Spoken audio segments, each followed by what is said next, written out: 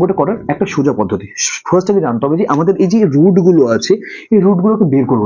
আমি নিজেই রুট করতে পারতাম না আগে। ওকে, তো এই যে এখানে কত বলেছে, 18 বলেছে, 18 রুট বের করতে হবে। তো 18কে রুট করতে গেলে আমরা 2 দিয়ে করি, তাই তো? আমরা যদি 2 দিয়ে করি তাহলে 9 হলো, আর 3 দিয়ে করলে 3 তারিখে 9। একটা জিনিস মনে রাখবে, দুটো যখন একটা জিনিস হয়ে যাবে তখন সেটাকে বাইরে থাকবে, আর যেটা অবশিষ্ট পড়ে থাকবে সেটা চলে যাবে রুটের ভেতরে। ওকে, তাহলে তুমি যদি বলো তাহলে 18 তো আমরা করলাম, তাহলে 27টা কিভাবে হবে? তো 27 যদি করি, 27 যদি রুটকে করি তাহলে কি আমরা যখন 27 করব তাহলে কি 3 দিয়ে করব, তাই তো? 3 নং 27, আর এখানে কি 3 তারিখকে 9, তাই তো? তো এখানে 3 আর 3 যখন বললাম যে দুটো যখন 3 হয়ে যাবে সেটা বাইরে থেকে যাবে, আর যেটা অবশিষ্ট থাকবে সেটাকে আমরা রুটের মধ্যে লিখে দেবো। আমরা সবসময় আমরা এরকম করে করব?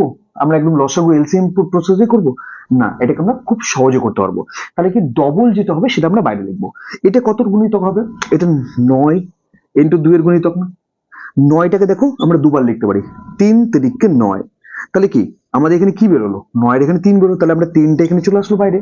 আর এটা কি 2টা, 2 তো কারো গুণিতক না, তাহলে কি এখানে 2 চলে গেল। সেম এখানে 27, 3 নং 27, 3 ইন্টু 9, তাই তো? এই 9টাকে দেখো কি করতে পারি, 3 তারিখকে 9 করতে পারি, তাহলে 3 ইন্টু 3 করতে পারি, তাই তো? তো দুটো 3 যখন আসবে তখন কি হয়ে গেল, 3 বাইরে চলে যাবে, আর এই 3 একটা যেটা পড়ে আছে সেটা কি পড়ে যাবে, এখানে রুটের মধ্যে পড়ে যাবে। এখানে কত আছে, এক্স, এক্স লিখলাম, তাহলে √2 থাকবে। এগুলো কি দেখো ভাঙা যাবে না কিন্তু।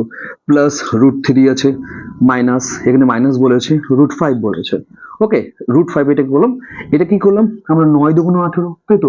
3 তারিখকে 9, 3:2, 3√2 প্লাস 27 আছে, 3 নং 27, তাহলে 3 তারিখকে 9, তাহলে 3 ইন্টু কত হলো 27, তাহলে 3। ঠিক আছে, এবার কি বলেছে দেখো, বিয়োগ আছে 45, 45 কত গুণিতক? 5 নং 45, তাই তো?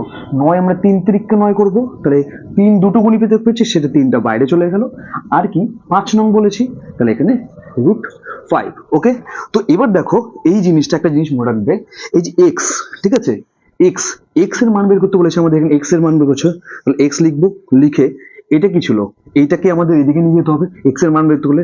তাহলে এখানে কি 3√2 যোগ 3√3 বিয়োগ 3√5। ওকে, লিখলাম। আর নিচে কত আছে, √2 যোগ √3 বিয়োগ √5। এবার তুমি একটা জিনিস দেখো, দেখো এখান থেকে এখানেও 3 আছে, এখানেও 3 আছে, এখানেও 3 আছে। এই 3টাকে যদি আমরা কমন নিই তাহলে দেখো এখানে √2 √3 √5, তাহলে সেম সেম পড়ে থাকলো। তো সেম সেম যখন কেটে দেবো তখন এক্স এর মান কি হয়ে যাবে, 3। আশা করি তোমরা বুঝতে পেরেছো।